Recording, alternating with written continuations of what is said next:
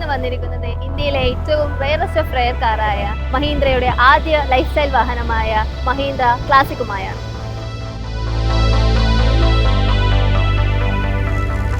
ഈ വാഹനത്തിന്റെ കൂടുതൽ വിശേഷങ്ങൾ നമുക്ക് ഓണറുമായി സംസാരിക്കാം. ഹായ്. ഇപ്പോൾ എത്രാമത്തെ ഓണറാണ്? ഫിഫ്ത്ത് ഓണറാണ്.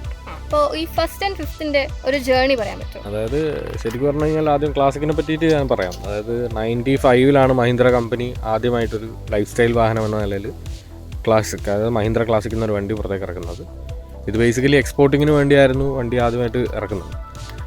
അങ്ങനെ 98 കേരളത്തിൽ ആദ്യമായിട്ട് മഹീന്ദ്ര ക്ലാസിക് വണ്ടി എടുത്തത് എൻ്റെ ഫാദറാണ്. അതായത് അച്ഛനാണ് വണ്ടി ഇറക്കുന്നത്.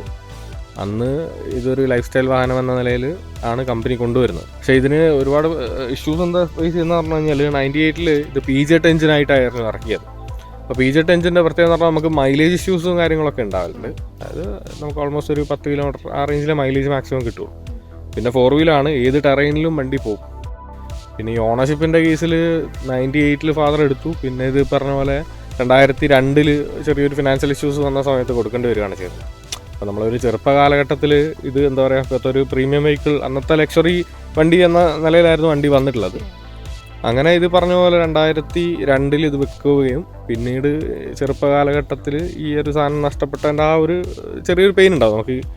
അങ്ങനെ കുറേ കാലം പോയി. പിന്നെ ഈ OLX എല്ലാം വന്ന സമയത്ത് ഞാൻ കുറേ സെർച്ച് ചെയ്യാറുണ്ട്, ഈ നെറ്റിലൊക്കെ സെർച്ച് ചെയ്യാറുണ്ടായിരുന്നു. അങ്ങനെ 2023 നവംബർ മാസം കഴിഞ്ഞതിന് ശേഷം ഞാൻ വിചാരിച്ച് വണ്ടി പൊളിച്ചു എന്നാണ്. കാരണം RTOൻ്റെ സൈറ്റിൽ നോക്കുന്ന സമയത്ത് ഇതിനെ പറ്റിയിട്ട് ഡീറ്റെയിൽസോ കാര്യങ്ങളൊന്നും അവൈലബിൾ ആയിരുന്നില്ല. അങ്ങനെ ഒരു ദിവസം ഹൗസിൽ ഇങ്ങനെ ഇരിക്കുന്ന സമയത്ത് എൻ്റെ ഒരു സുഹൃത്ത് വിളിക്കുകയും അങ്ങനെ അവരുമായിട്ടുള്ള ചർച്ച എൻ്റെ അകത്ത് ജസ്റ്റ് ഒന്ന് ഇങ്ങനെ സെർച്ച് ചെയ്ത സമയത്ത് വണ്ടി വീണ്ടും വയനാട്ടിൽ അവിടെ ഉണ്ട്, അല്ല ബത്തേരി RTOസിൻ്റെ അണ്ടറിലായിരുന്നു എന്ന് മനസ്സിലായി.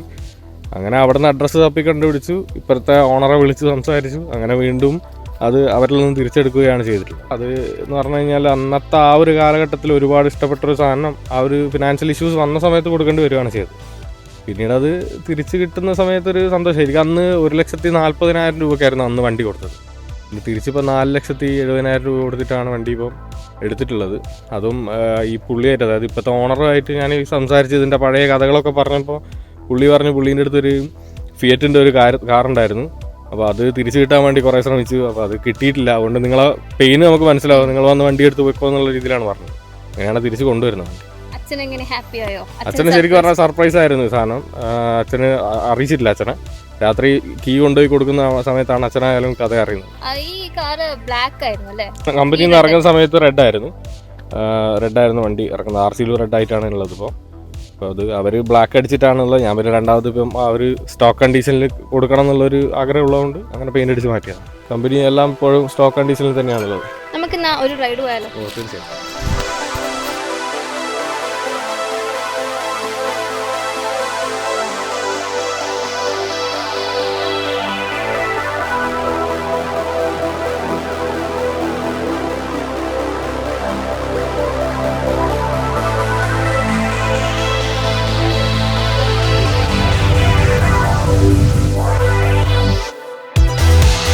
മഹീന്ദ്ര കമ്പനി ആദ്യമായി അലോയ് വീൽസ് ഇറക്കുന്നത് ഈ വാഹനത്തിലാണ്. അപ്പോൾ നമുക്ക് ഫ്രണ്ടിലൊരു ക്രോം ബുൾ ബാർ ആണ് വരുന്നത്. അതിൻ്റെ ബാക്കിലായി മെഷ് ഗ്രിൽ കാണാം.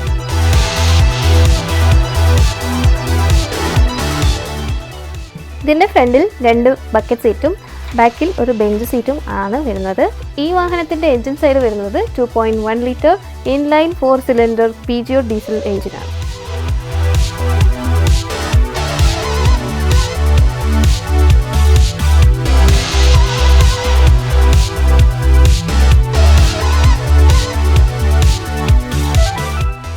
ഇതിന് മൈലേജ് വരുന്നത് 8 to 10 km/ലിറ്റർ ആണ്. ഇതൊരു 4x4 വാഹനമാണ് വിത്ത് 4 സ്പീഡ് മാനുവൽ ട്രാൻസ്മിഷൻ.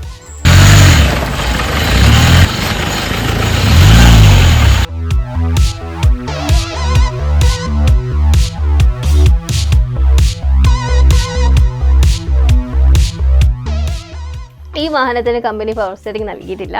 അതുകൊണ്ട് തന്നെ നമ്മൾ പുതിയ അഡീഷണൽ പവർ സ്റ്റിയറിംഗ് നൽകിയിട്ടുണ്ട്. വാഹനത്തിന്റെ വിശേഷങ്ങൾ ഇവിടെ തീരുന്നില്ല. ഞങ്ങൾ പുതിയ വാഹനവുമായി ഉടനെ തന്നെ വരുന്നതായിരിക്കും. നിങ്ങൾ താല്പര്യമുള്ളവരാണെങ്കിൽ സബ്സ്ക്രൈബ് ചെയ്യുക. Stay tuned.